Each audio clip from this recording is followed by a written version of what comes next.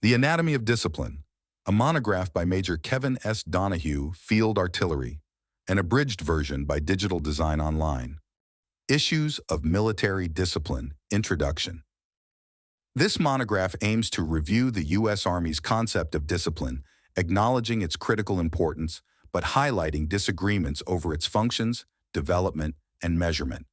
Historically, discipline was synonymous with tactical training, but its modern interpretation has evolved into a complex cluster of attitudes and behaviors.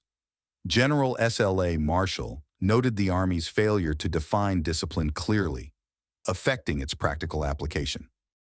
The confusion extends to the overlap with other concepts like esprit de corps, morale, and cohesion.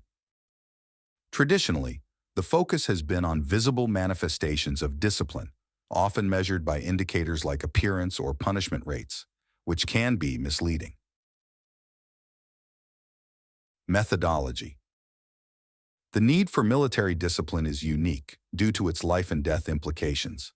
This exploration focuses on active duty combat arms units, excluding combat service support and National Guard or Reserve units. The paper seeks to define discipline based on its functions on the modern battlefield, moving beyond historical definitions and conventional beliefs. Modern battlefield. The battlefield is evolving, becoming more dispersed, non-linear, and lethal, with continuous operations and the threat of NBC warfare. This requires a shift from traditional leadership techniques to decentralized command and individual initiative. Discipline must enhance combat effectiveness in this context, adapting to increased stress and higher casualty rates among leaders. Cultural parameters. Military discipline in democratic societies like the U.S. faces unique challenges. Unlike autocratic societies where rigid social norms and indoctrination prepare individuals for military discipline, democratic values emphasize individual rights and freedoms. This clash necessitates a balance between maintaining discipline and respecting the societal norms of life, liberty, and the pursuit of happiness. Democratic armies may lack inherent discipline, but compensate with initiative and intelligence. The U.S. Army must develop discipline to enhance combat effectiveness while being accountable to the nation. The monograph explores the functions of military discipline on the modern battlefield, analyzing its essential components through existing literature on military history, psychology, morale, leadership, and discipline. The goal is to identify and categorize the functions of discipline that enhance combat effectiveness in a modern U.S. Army tactical unit. 1. Obedience. Ensures reliability and order, crucial for achieving goals. Discipline is often equated with punishment, but punishment is merely an incentive for future obedience. Proper conduct, often on duty, relates to combat power preservation. 2. Synergism. Enhances unit effectiveness through teamwork and cooperation, likened to a smoothly running machine. This involves both physical efficiency and the moral benefits of cohesion and esprit de corps. 3. Attention to detail. Involves maintaining high standards in appearance and conduct, which critics view as minutiae. However, it prepares soldiers for precise execution of tasks, reflecting the philosophy that small details affect larger tasks. 4. Restraint. Less frequently cited, it prevents soldiers from inflicting excessive violence. Important in operations other than war, where restraint ensures adherence to rules of engagement and the protection of non-combatants. 5. Stress resistance. Requires overtraining to ensure reflexive responses under combat stress. It is essential for maintaining performance during high-stress situations like combat. 6. Courage. Goes beyond stress resistance to address overcoming the fear of death. Discipline helps soldiers exhibit fortitude and control fear, crucial for performing above and beyond the call of duty. 7. Identification. Involves bonding with peers, leaders, and the unit, fostering pride and cohesion. Strict discipline enhances identification, contributing to unit cohesion and effectiveness. 8. Internalization. Acceptance of discipline as intrinsically rewarding, leading to genuine dedication to tasks. It involves soldiers doing what is right even without supervision. 9. Initiative. Taking action without waiting for orders, seen as compatible with discipline. It emphasizes disciplined soldiers who perform duties promptly and effectively, even in the absence of orders. The analysis discards the functions of respect and societal benefit, as they do not directly contribute to modern combat effectiveness. The functions are then synthesized into two categories. Discipline behavior. Externally enforced or habitual behaviors, including obedience, synergism, attention to detail, restraint, and stress resistance. Discipline attitude. Voluntary, value-based attitudes, including courage, identification, internalization, and initiative. The monograph argues that both types of discipline are necessary and complementary, essential for modern combat effectiveness. This dual framework helps understand the depth of military discipline and its relevance on the battlefield. Section 4. Indices of discipline. Administrative discipline is the index of combat discipline. Any commander who is unwilling or unable to enforce administrative discipline will be incapable of enforcing combat discipline. An experienced officer can tell, by a very cursory administrative inspection of any unit, the caliber of its commanding officer. General George S. Patton, Jr. By true discipline, I mean that cheerful and willing subordination of the individual to the success of the team, which is the Army. This kind of discipline is not to be confused with the external appearance of traditional discipline. The salute, the knock on the orderly room door, the formulae of deference to superiors. In short, military courtesy, as it is rigidly prescribed in our field manuals.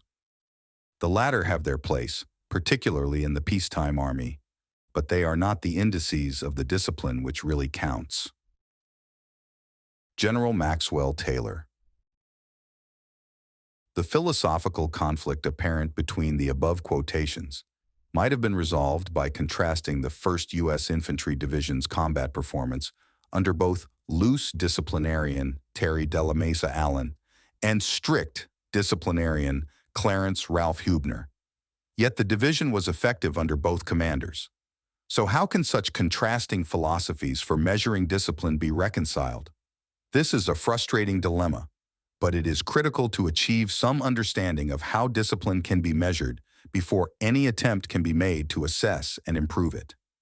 According to the current 1988 Army Regulation 620, Army Command Policy, discipline is manifested in individuals and units by cohesion, bonding, and a spirit of teamwork, by smartness of appearance and action, by cleanliness and maintenance of dress, equipment, and quarters, by deference to seniors and mutual respect between senior and subordinate personnel, by the prompt and willing execution of both the letter and the spirit of the legal orders of their lawful commanders, and by fairness, justice, and equity for all soldiers, regardless of race, ethnic origin, gender, or religion. As is evident from this passage, the search for manifestations of discipline is characterized by various diverse indices, which might measure certain functions of discipline, B, or discipline, A. But there is rarely any accompanying explanation or theoretical framework. Unless the relationship between an index and its underlying function is clear, commanders will be unable to adjust and balance the two types of discipline to meet their unit's needs. It may be helpful to group the variously advocated indices into some comprehensive framework. Unlike the earlier inductive analysis of discipline's functions, however, it is possible to adapt the framework already established by ARI researchers. In a 1976 research problem review entitled Developing a Conceptual and Predictive Model of Discipline in the U.S. Army, Ronald G. Bauer, Robert L. Stout, and Robert F. Holtz concluded that there were three manifestations of discipline in the U.S. Army: appearance, conduct, and effectiveness. This trichotomy will serve as the initial framework. AR 620 notes that smartness of appearance and action, by cleanliness and maintenance of dress, equipment, and quarters, are indicators of discipline. Many American military leaders have advocated this case, as the quotations both at the beginning of this section and in Appendix A suggest. George S. Patton, Jr. was legendary for equating appearance with discipline. The correlation was more recently advocated by Major General Allen H. Light, Jr., who asserted that no unit ever was good that did not look good in all things that it does, nor will it ever happen. General Light's contention is demonstrably wrong. But there are two reasons why this type of measure should not be dismissed out of hand. First, one effect of sharp unit and personal appearance seems to be pride, an attribute which is associated with discipline through the function of identification. Second, while the surface issue may be appearance, the underlying issue is more likely the enforcement of standards. Hence, when the 1943 textbook, The Psychology of Military Leadership, notes that slackness in saluting will quickly lead to slackness in other matters, the authors are concerned not so much with the salute as the more fundamental indiscipline likely to follow when leaders fail to enforce standards. In this context, proper appearance is more than an outward manifestation of discipline. It is an opportunity to reinforce continued obedience to standards. As noted at the beginning of this monograph, many authors and commanders treat discipline as synonymous with Uniform Code of Military Justice violations, such as unauthorized absences, off-duty misconduct, and court-martial rates within a command. The correlation between conduct and combat effectiveness is questioned by the observations of General S.L.A. Marshall and Field Marshal Wavell, the latter of whom suggested, "The best soldier has in him, I think, a seasoning of devilry." Some years ago, a friend of mine in a discussion on training defined the ideal infantryman as athlete, marksman, stalker. I retorted that a better ideal would be cat burglar, gunman, poacher.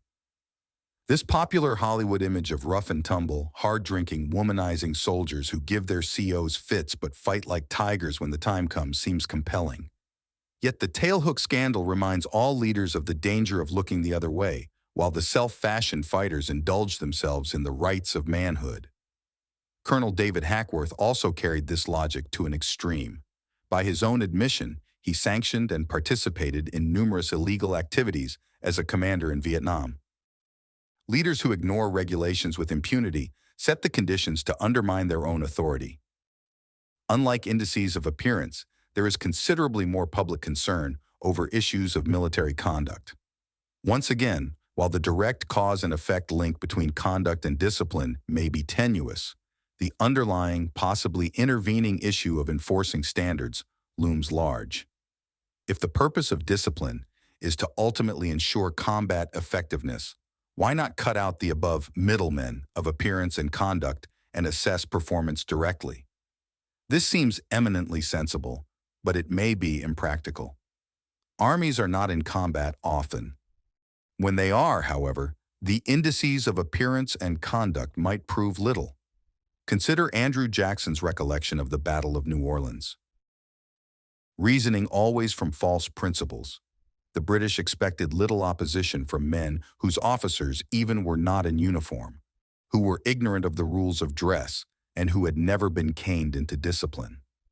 Fatal mistake. It is possible to pick and choose enough examples of effective yet poorly attired armies throughout the history of warfare. The armies of the Confederate States of America, the Israeli Defense Force, the Viet Cong, and Boer Army come immediately to mind. Critics of this approach try to exempt such examples as uninformative for the modern U.S. Army, since those armies were fighting for national survival or some other rationalization. However, even in the U.S. Army, past and present, there are particular elite units that tend to display a contempt for spit and polish brand of discipline. Likewise, it is possible to think of examples of armies, almost invariably European, steeped in the vestiges of traditional discipline that quickly crumbled in combat. There are limits to what can be deduced from such historical reviews. Enough exceptions are evident, however, to demonstrate that discipline as manifested in either traditional appearance or conduct is neither necessary nor sufficient for combat effectiveness. Resorting to a review of the most common indices of discipline has yielded insights, but not solutions. Indeed, there are still a number of minefields to reckon with. One of the first challenges to be candidly confronted is the natural resistance to change which is encountered whenever one questions the way it always has been done. Traditions are reassuring connections to a soldier's past heritage. According to Field Marshal Wavell, drill learnt for a purpose on the modern battlefield has lost much of its former necessity, but by no means all. In the old days, it was not merely the foundation, but almost the whole edifice of regular warfare.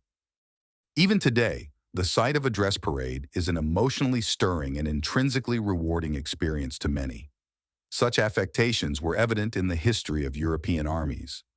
Ardent Dupic reported that foreign army officials were so impressed by Frederick the Great's Potsdam parades that they felt that these drills must be the key to discipline and battlefield victory. According to Napoleon, Frederick himself laughed at and encouraged these misinterpretations. Neither was the U.S. Army immune to infatuations with parade appearance. In 1814, for instance, the U.S. Army leadership rejected new drill regulations based on the less rigid but highly successful French method for their unmilitary lack of emphasis on posture and alignment. Winfield Scott's prettier drills were adopted in their stead. The relation between close-order drill and functional discipline continues to be a contentious issue. William Hocking, in his 1918 text Morale and Its Enemies, suggested that a soldier in mortal danger can remember his parade ground self and realize that he foresaw just these perils.